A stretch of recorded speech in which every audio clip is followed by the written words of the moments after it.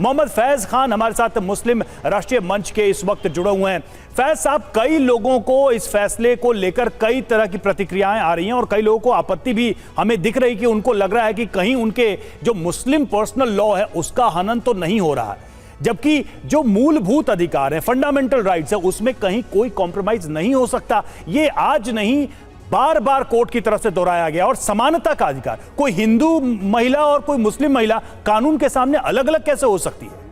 फैज साहब। बिस्मिल्लाहिर्रहमानिर्रहीम, रब्बि इश्रह ली सदरी व यस्सिर ली अमरी वहलुल उक़दतम मिन लिसानी यफ़क़हू क़ौली।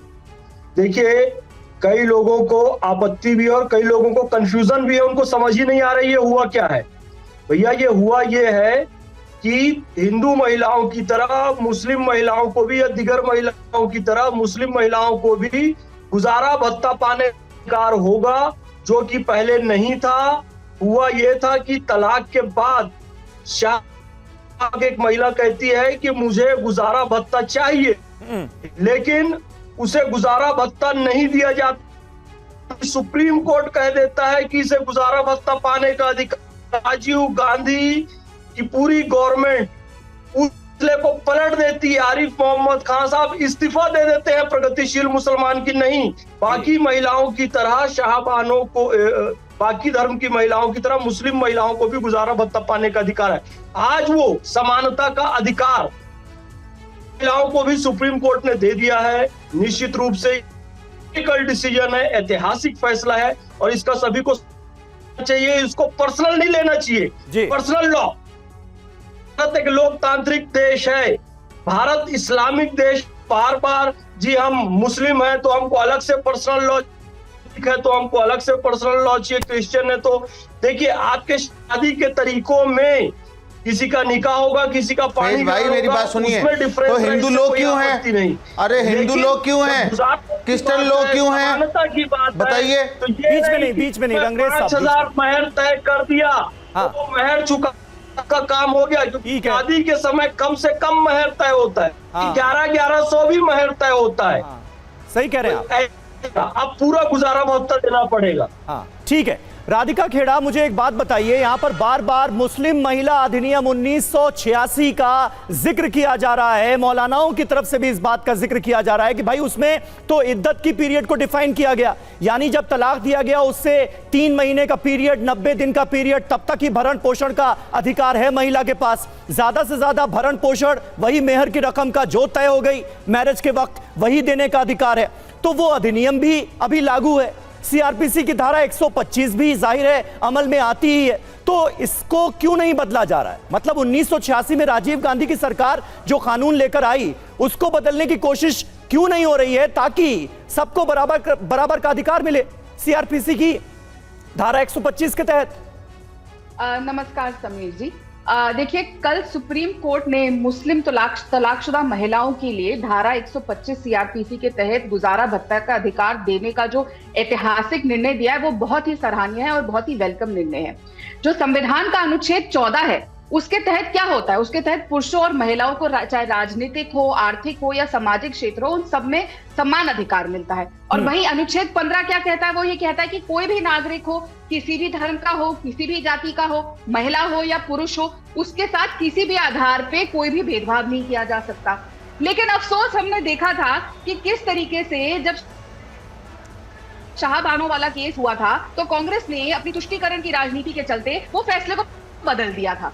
आज कल जो निर्णय आया है वो निर्णय सिर्फ महिलाओं के सम्मान को भी नहीं बढ़ाता, वो कांग्रेस की कुनीति के खिलाफत करते हुए एक सख्त थप्पड़ कांग्रेस पार्टी को मिला है, जो मुस्लिम महिलाओं को अभी भी पीछे रखना चाहते थे और उनको संविधान में दिया हुआ हक नहीं देना चाहते थे। आज राहुल गांधी संविधान को लहराते फिरते हैं और बोलते हैं मैं संविधान का रक्षक हूं। अरे आपने तो संविधान की धज्जियां बार बार उड़ाई, इधर भी आपने संविधान की धज्जियां लगातार उड़ा रहे हैं। जब आप ये सपोर्ट कर रहे थे, आपकी पार्टी और राजीव गांधी जी ये सपोर्ट कर रहे थे कि मुस्लिम महिलाओं को सम्मान हक जो बाकी महिलाओं को मिलता है हरदम की वो ना मिले, तो सबको लगातार जिस तरीके से संविधान की वो धज्जियां उड़ाते आ रहे हैं, आज एक और उनकी चीज सामने है।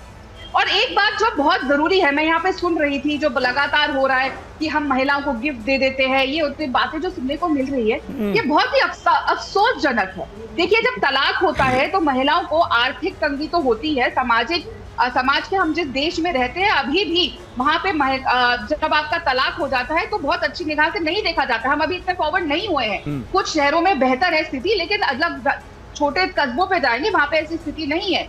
ना उनको नौकरियां मिल पाती हैं। अगर आप छोटे गांव में जाएंगे उनको आर्थिक समस्या आती है, उनको बच्चों को भी पालना होता है। हमने ये भी देखा है कैसे पुरुष अपने बच्चों को भी छोड़ देते हैं। तो क्यों नहीं उन बच्चों को उनका हक मिले, उन महिलाओं को गुजारा भत्ता मिले जिससे वो बच्चों को आगे बढ़ा सके। ये बहुत ही महत्वपूर्ण कदम है। अपने आप में इससे सुरक्षा प्रदान होगी, ये अपने आप में एक इम्पोर्टेंट पॉइंट है, इंपॉर्टेंट पॉइंट है। और जो धारा 125 है उसमें भी यही बात दोहराई गई है कि जो डिपेंडेंट है उसमें बच्चों का भी जिक्र है। साहिल खान साहब, जो शाहबानों का मामला था और अब जो ये फैसला है, क्या इसमें कोई फर्क है, कोई डिफरेंस है, या फिर ये केस बिल्कुल सिमिलर है और वही बात सुप्रीम कोर्ट ने फिर से कही है, वही फैसला, उसी तरीके का जजमेंट फिर से कहा है? कोई डिफरेंस है या फिर सिमिलरिटी है? कैसे देखेंगे आप इसे? जी नमस्कार। पहले तो मैं आपसे ये कहना चाहूँगा कि मेरा नाम साहिल खान नहीं है, मेरा नाम साहिल गुप्ता है। माफ़ी चाहेंगे, हम माफ़ी चाहेंगे। और जहाँ तक बात है कि जी साहिल गुप्ता जी, तो और जहाँ तक बात है शाहबानो केस की और जो केस अभी हमारे हाथ में है, तो मैं ये कहना चाहूँगा कि इस केस में जो इशू इन्वॉल्व था वो ये था कि क्या एक पिटीशन जो कि 125 CRPC में फ़ाइल की गई है, क्या वो मेंटेनेबल है, या फिर एक मुस्लिम महिला को, एक डिवोर्स मुस्लिम महिला को सेक्शन 3 में, जो कि उनका पर्सनल लॉ कहता है, 1986 का जो एक्ट कहता है, क्या केवल वो उसी में जा सकते हैं? तो सुप्रीम कोर्ट ने अपने फैसले में ये एकदम साफ कर दिया है कि वो जो उनका राइट है मेंटेनेंस का, वो राइट केवल रेस्ट्रिक्टेड नहीं है सेक्शन 3 तक, वो 125 CRPC में भी एक्सटेंड होता है। और अगर हम जजमेंट को पढ़ेंगे तो जजमेंट में हम देखेंगे कि माननीय जस्टिस BV नागरत्ना जी ने बहुत अच्छे से इसको एक्सप्लेन करते हुए ये बताया है कि हमारे कॉन्स्टिट्यूशन के आर्टिकल 15(3) जो कि एक फंडामेंटल राइट है, और आर्टिकल 39 जो कि एक directive principle of state policy का पार्ट है, उसके लाइट में हमको इसको इंटरप्रेट करना होगा, इस लॉ को इंटरप्रेट करना होगा। और वो क्या कहता है? वो ये कहता है कि किसी भी इंसान के लिए हम भेदभाव नहीं कर सकते हैं on the basis of caste, religion, race और प्लेस ऑफ बर्थ। तो मैं कहूँगा कि ये जो जजमेंट है ये बहुत ही एक हिस्टोरिक और लैंडमार्क जजमेंट है, और ये जजमेंट बहुत ही ज़्यादा महिलाओं को सशक्त करने के लिए दिया गया है।